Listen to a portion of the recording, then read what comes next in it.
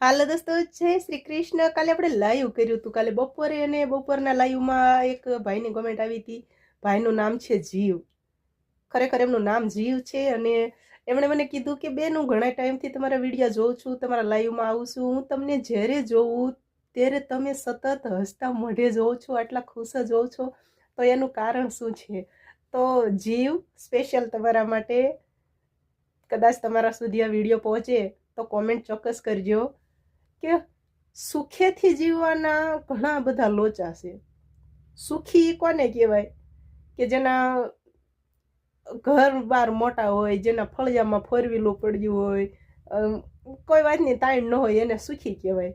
તો એક આ તમારા માટે લીટી છે કે સુખી જીવન જીવવામાં તો ઘણા બધા લોચા છે, પણ હસતા મોઢે જીવવામાં કારણ ક્યાં ઓછા છે.